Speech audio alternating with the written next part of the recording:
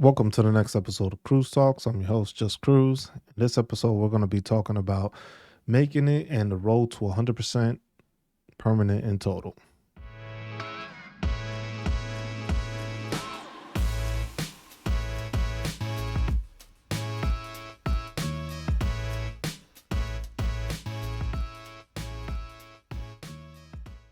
Now, a lot of people don't understand the fact that the military, once you join it, they understand that they are entitling everybody to 100%. People don't understand that. People don't see that the military has the ability to pay you 100%. When you signed up and they picked you up and they said, yes, you are able to join our force, at the back end, they know that possibly this person may be receiving 100% permanent in total. Now, that's something that a lot of people don't understand. They just think that, hey, I don't deserve this or stuff like that. Every veteran deserves these benefits. Those are entitlements that you earned by serving. Now, some people dealt with different issues while they served, but it's a process to get to 100% permanent in total. Now, do I think everybody wants it? The compensation, yes, everybody wants the monetary compensation. But do you want to deal with the issues that you deal with? Probably not.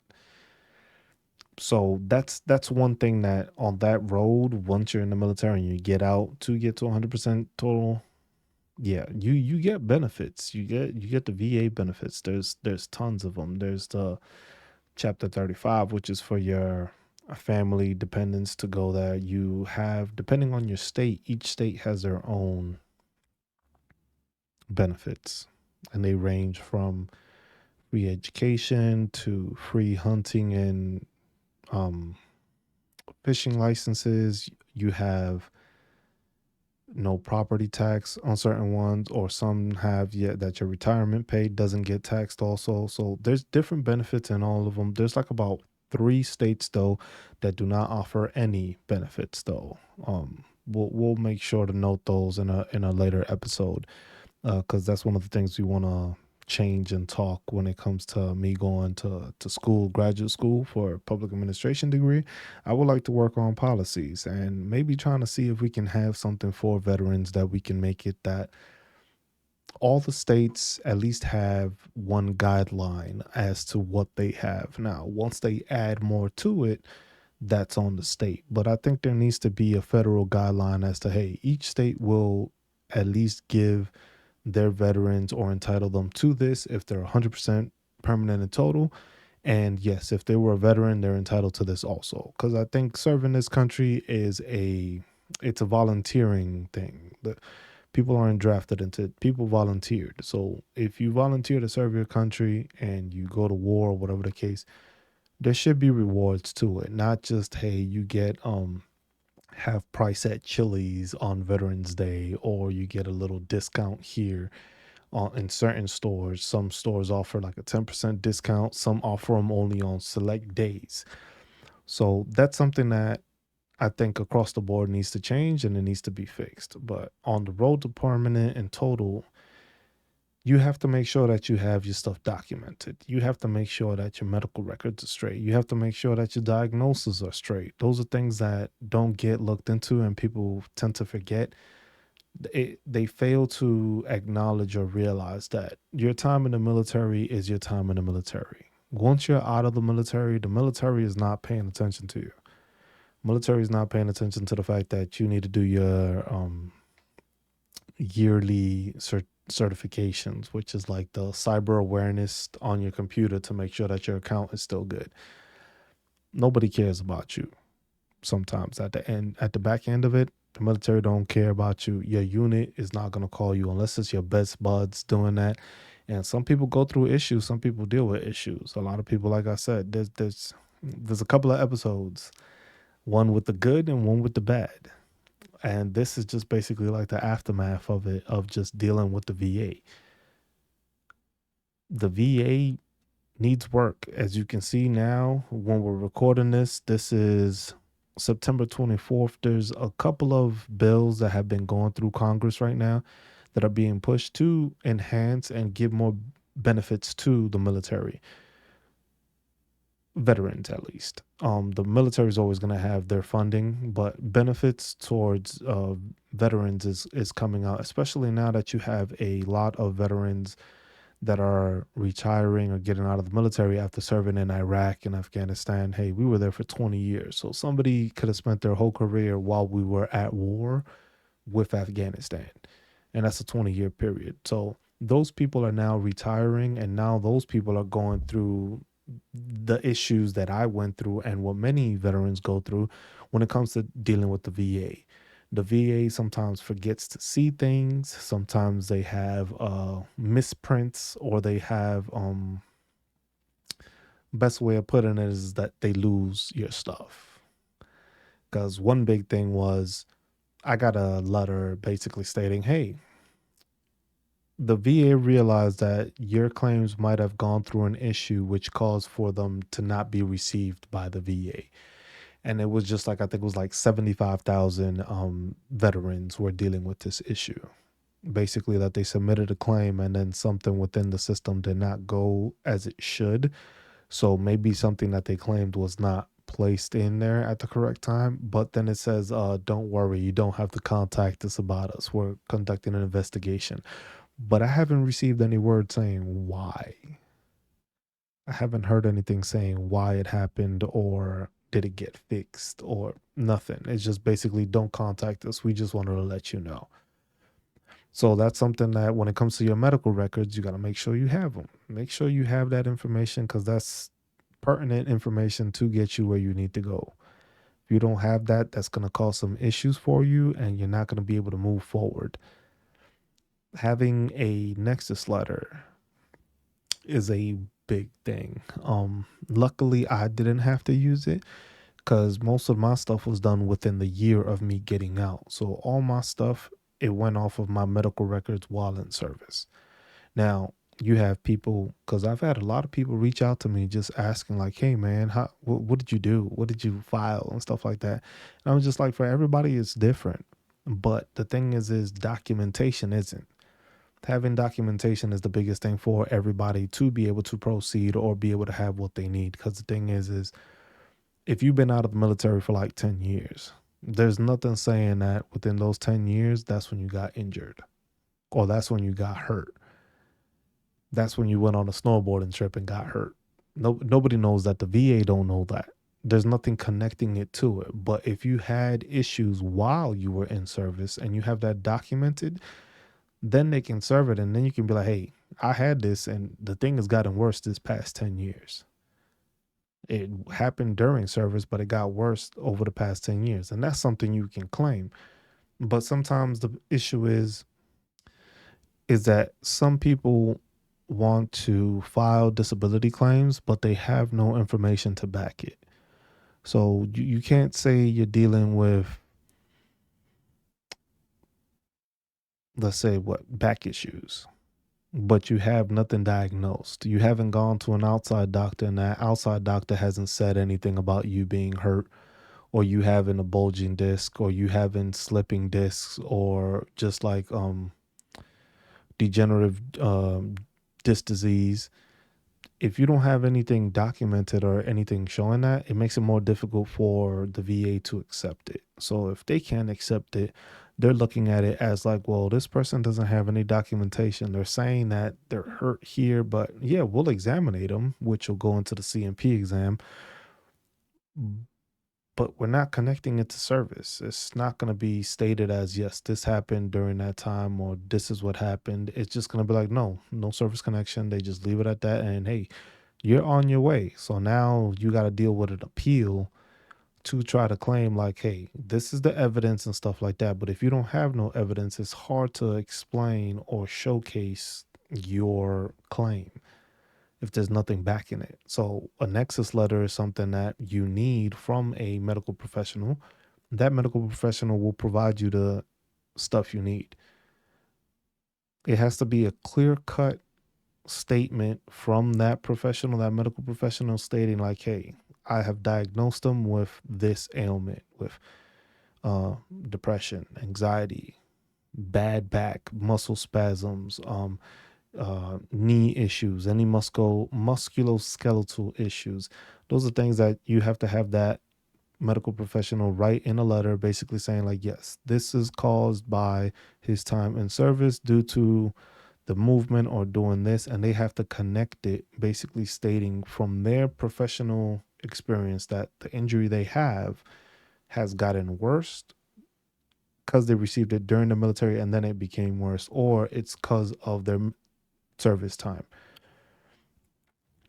The thing is a lot of people don't get those letters, and if they do get them, they're not written well, or they're not sure what they're supposed to be written in.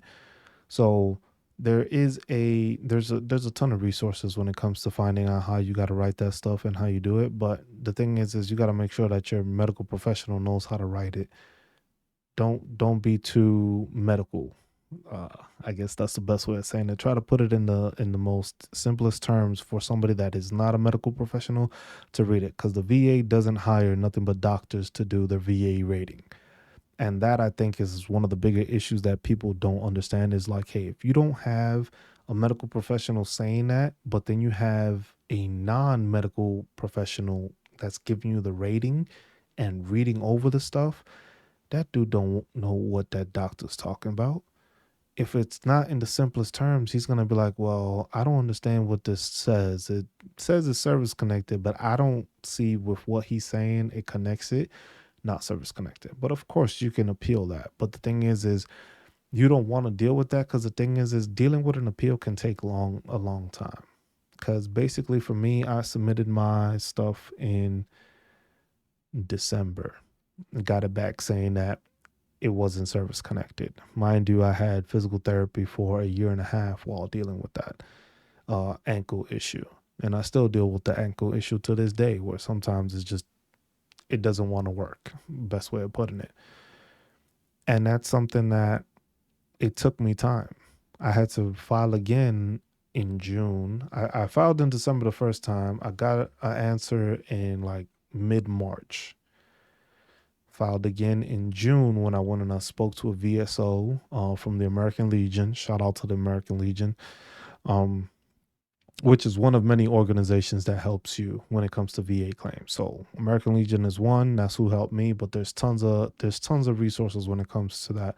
There's actual lawyers. There's accredited agents, which we're gonna try to work on and get there, so we can help veterans even better by actually knowing the benefits and knowing the ins and out of it, so I can help people file claims and get their entitlements. But that's something with the nexus letter. You want to have that information there. Now, people don't understand is you get examined and you get checked for all this stuff.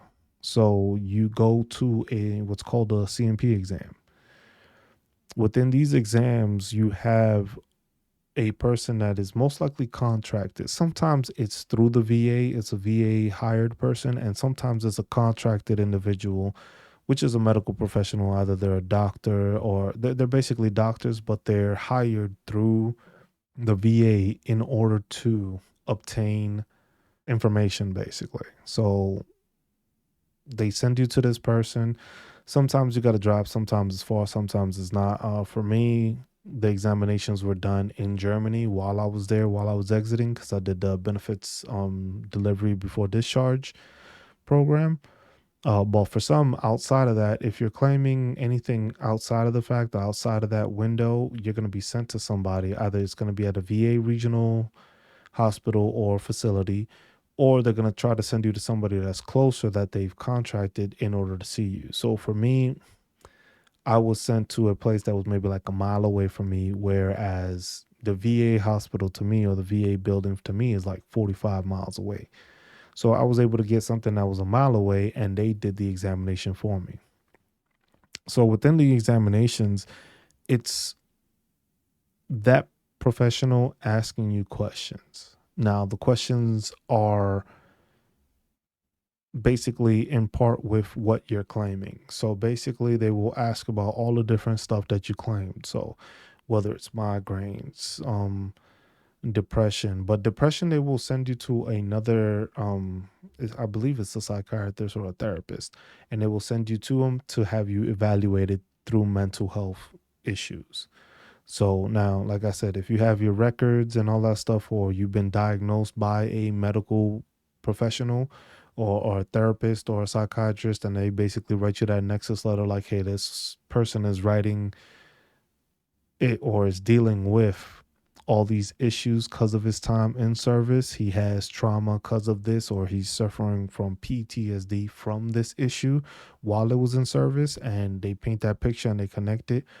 That's how you get those connections. But that's the CMP exam for mental health, which is on a different side of it. The CMP, when it comes to all your other ailments, is like, hey, for migraines, they're gonna ask you to explain, or they're gonna ask you like, hey, so how many times a week would you say you get migraines? You give your answer. How many times a month would you say that they like knock you out, or you just can't function? You give an answer. So they'll notate that. It's like, oh, so how often do you get them? Do you take any medication for them? If you have it in your records already, it's 10 times easier, because then they can just verify, like, oh, this person was already given medication while it was in service and he dealt with this. So, yes, service connected, boom. He has medication for it, boom. We got that taken care of. So, on to the next issue. So, now the next issue may be shoulder injury. The shoulder injury, what's going to happen is they're going to ask for your range of motion.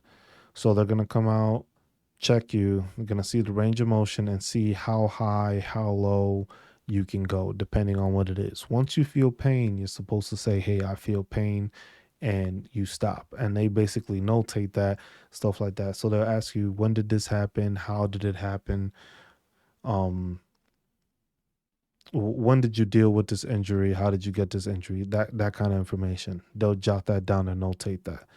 Because what they're gonna try to do with that is what you say. Basically, if you went to get seen for, you went to a doctor or something, those that time frame should correspond to when you got that injury, so they're able to look it up through that time frame. Like, okay, he went and got, he said it was 2018 when he got injured, so they can go and check. And then if they look through the files, 2018, you should have something around that area, because that's when you got hurt, and it shows that. So you see that information and they have that, that gets service connected. Now, if you don't have anything showing or anything there, it's like, yeah, this didn't happen there, so there's no issue. So we're not going to service connect it because we don't find any corresponding ailment or injury during this time frame, or any documentation for it, which, like I said, the biggest thing is documentation.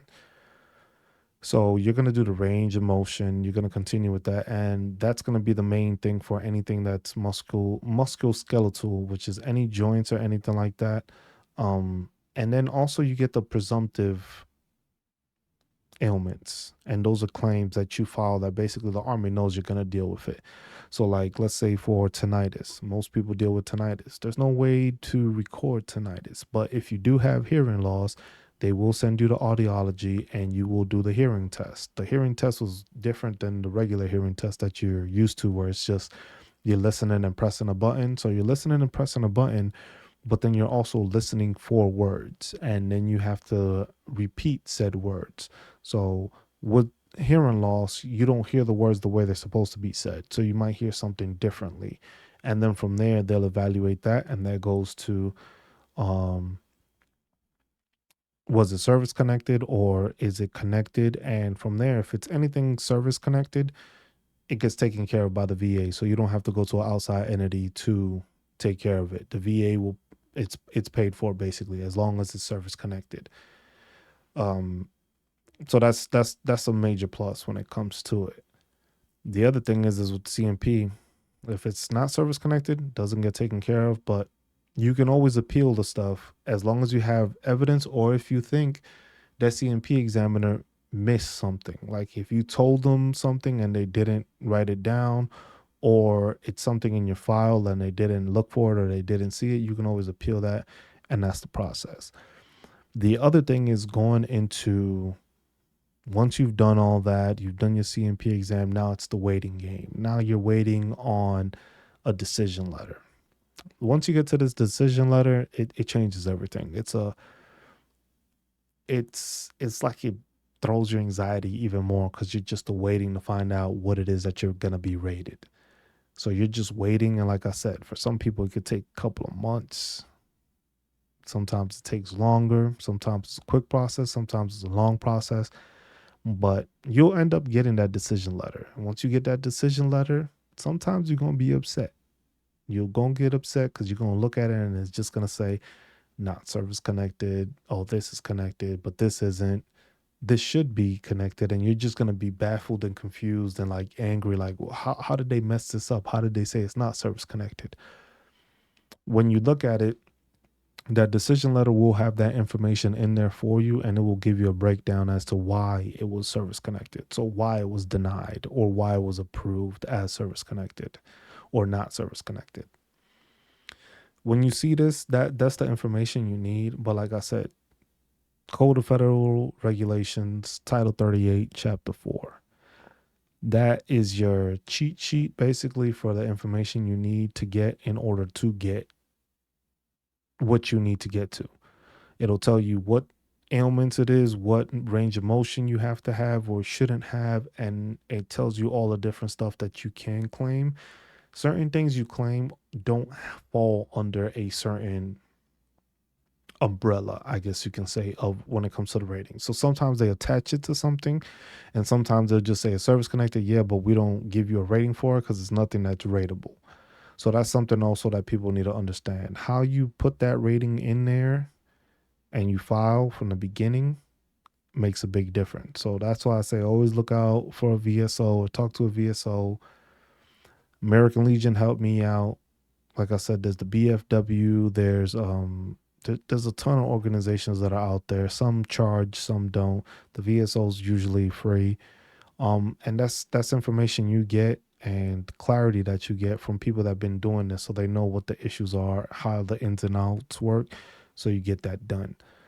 And your decision letter is the big thing because it tells you, like, hey, you weren't service connected for this reason, or you were service connected for this reason. And also, this is why you got this rating. So you got a 10% rating for this reason. In order for you to get 20% rating, it was you have to meet this criteria. So basically the letter tells you like what percentage you received and why you received it and what's the next level to get to that level, or why you didn't get that level. You didn't get that 20% because your range of motion was better than this amount or something like that. Or the case varies depending on the claim that you make, but it will tell you why it was connected or why it was not connected. So your decision letter is the most important thing. You have a year after that to appeal anything on that. So basically, what you want to do is if you do get denied something, you want to go talk to somebody that knows, or find more information or dig in into your records or get another nexus letter to provide and show like, hey, this issue did happen in the service and this is why it should be connected. Now you could do a supplemental review or you could do an appeal.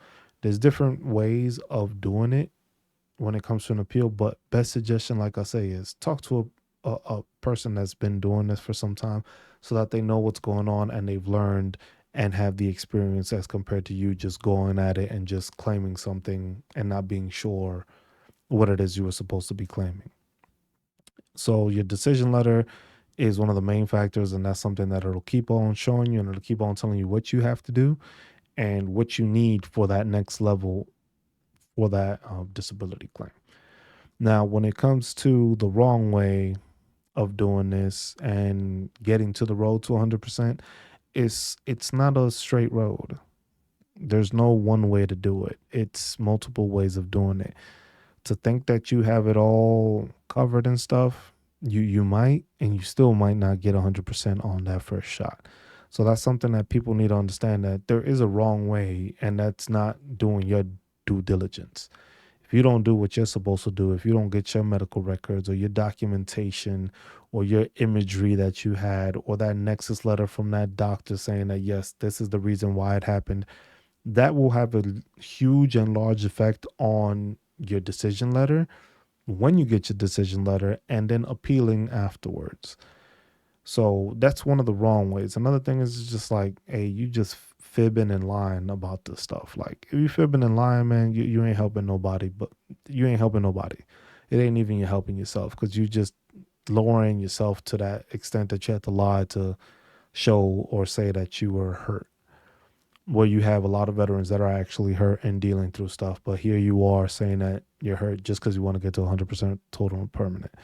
Um, that's a big thing for me. Like a lot of people are bullshitting. I'm not gonna lie, a lot of people bullshitting, and then there's a lot that do deal with stuff and they don't say anything about it, and they don't even file a claim. So that's why there has to be like a across the board thing. Hey, you have to file a disability claim. That should be something like you get out the military, you should file a disability claim, because there's no way in hell anybody that served in the military comes out 100%. You should file a disability claim.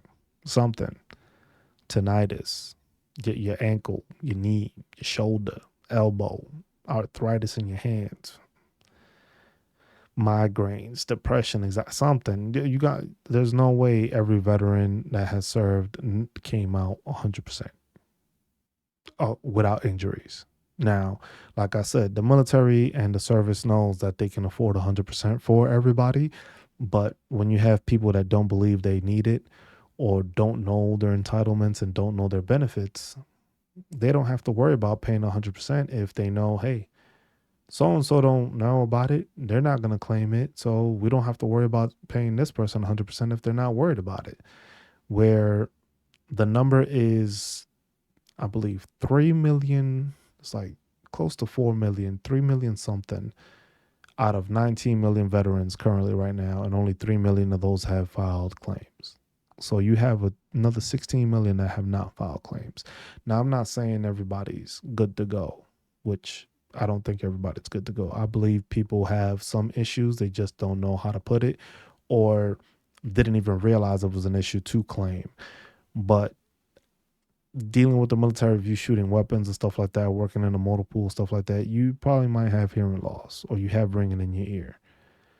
You might deal with depression. You might deal with anxiety. Shit, trying to make sure you're in a certain location, right time, right place every single time in uniform. That causes anxiety, and that's something that it takes some time to try to get rid of when you're on the outside, not in the military anymore, and you're trying to rush to get to places, and then you realize like, damn, I have time. I don't have to be there 15 minutes early or 15 minutes to the 15 minutes early of a location. So that's a big influence there, and that's something that people need to realize. We need to help our veterans and let them know like, hey, file a disability claim. You're not completely good, but these are the steps and this is the way you have to do it. The wrong thing is to not file a claim. That's another wrong thing. It was just like if you're lying about it, you unprepared for it, but not filing at all, that's another wrong thing, because basically you're entitled and you have benefits that you're not taking advantage of or using that are entitled to you and you worked for and earned, and that's something you have to do. So on the road to 100% permanent and total, you have to make sure you're taking care of yourself, making sure you got your medical, you got your documentation right, you got your nexus letter if needed. You know what you're doing at the CMP exam and you're prepared. You get your decision letter, and if you have to appeal or you have to use a supplemental review, you do that. If not, hey, hopefully you get that 100% on that first try. Now a lot of people don't get that, but hey, like I said, the wrong way is lying about it, not being prepared, and not doing that. So and reach out to one of your organizations. Reach out to an organization around you. Somebody's gonna help you. There's VSOs located probably in every, I wouldn't say every city, but at least in a major city closer to wherever you're from. No matter where you're from in the states, there's a VSO around, or you can contact, or you can call, even if it's the state next door. There's a VSO there and you can contact them. Hey, maybe you don't have to drive out to them and you can just email them, send them the information. It's better in person because then you can talk to them about the stuff, but that way you have your stuff prepared. So don't go on the wrong side of the road when it comes to filing and trying to become 100% total and permanent, or permanent and total. I mean, I always mix those up for some reason. But keep that in mind. Keep those steps in mind and work on your 100% and your entitlements and your benefits. And that's all we have for this episode of Cruise Talks, where it was just like, hey, another way of letting people know and letting veterans know, like, hey, there is a road to 100%. You just have to do it the right way and not do it the wrong way. And that concludes our episodes. Hope to see you next time. I'm just Cruz.